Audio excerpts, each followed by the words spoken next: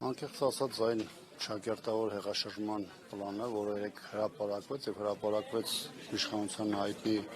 կայքում, ըստ էության անոց էր անում հետագա ձերբակալությունների։ Իհարկե ես չափազանց լավատես էի ու չէի կարծում, որ ընդհանուր մինչև ահաբեկչության հոդվածը այստեղ գդրվեր,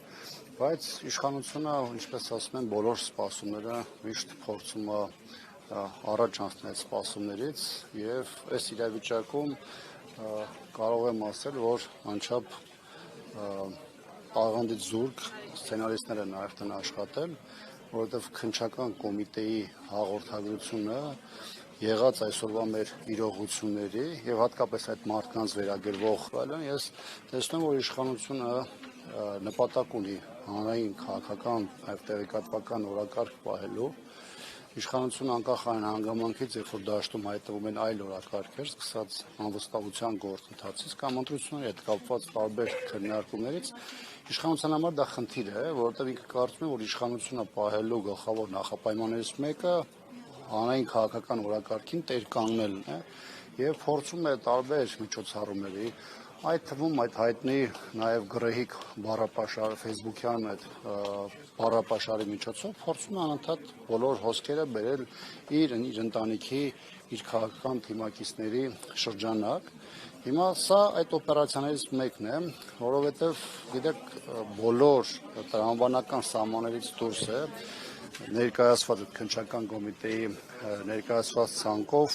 մարդկանց վերագրել ահաբեկչություն, նաև այնտեղ որոշակի դետալացում է նկարագրական մասը դրված, երբ փորձել են առավել մարդկանց համար, այսպես ասեմ, հավատալի դարձնել, բայց բնականաբար դրանից իրողությունը որևէ ձևով չի փոխվում։ Այսինքն վախերն են հիմնականում, նաև այսպիսի կարծիքներ կան, որ թուրքական այցից հետո գուցե նոր ինչ-որ զիջումներ են նախապատրաստվում, դա է նաև պատճառը, որ այսպես բռնաճնշումներ են սկսել։ Իշխանության թուրքական օրակարգը, որի ամենավտանգավոր հանգամանքը դա Թուրքիային այս ռեգիոնում նայող նշանակելն է, բնականաբար մեր հասարակության շրջանում, եւ դա ոչ միայն քաղաքական շրջանակներին է վերաբերում, բավականին մեծ ռեզոնանս է առաջացրել եւ ստեղծված իրավիճակում բնականաբար իշխանությունը մի կողմից փորձում է իր այդ թուրքական ուղղությունը առաջ քաշել, որտեղ դա է համարում իր իշխանության երկարակեցության գլխավոր գրավականը, մյուս կողմից բնականաբար մեր հանրության շրջանում կա մեծ դիմադրություն այդ թեմային, որովհետեւ մարդիկ հասկանում են թե ըստ էության ինչ է տեղի ունենում եւ ստեղծված իրավիճակում փորձում է նաեւ մարդկանց մեկուսացնելու, տարբեր հոդվածներ դնելու, քրեական տարբեր գործեր կախելով փորձում է դիմադրության ներուժը առասարակ խաղեց հանել։ Հիմա գիտեք, շատ դեպքերում երբ որ մարդիկ գնում են 5-6 ամիս նստում, հետո գործերը կարճվում է, հանրությունը արձանագրում է, որ տեսակ գործերը կարճվեց, բոլորը գնում են իրենց գործերով, բայց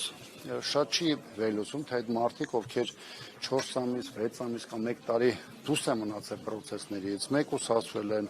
անհարկի մեծ գումարներ են ծախսել նաև իրավական գործընթացների այդ սպասարկելու համար, ինչպիսի զրկանքներ են կրել եւ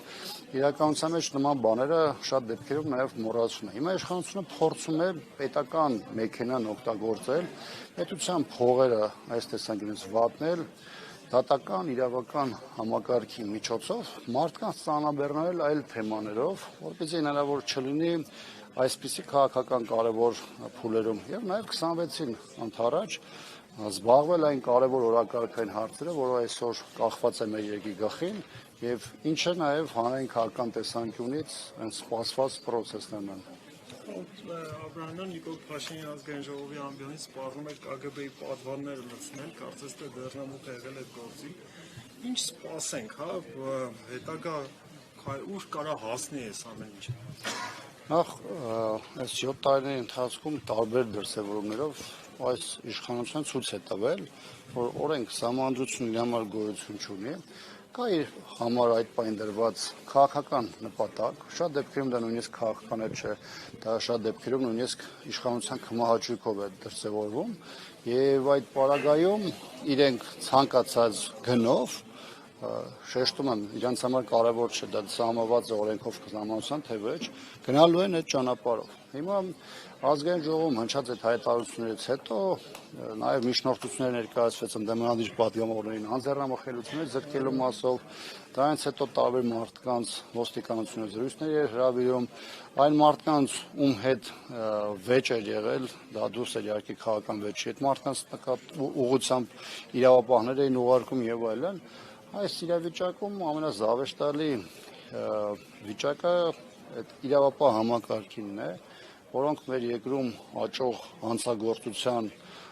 պայմաններում զբաղված են քաղաքական գործերով եւ զբաղված են երկրի կառավարչի, այսպես ասեմ,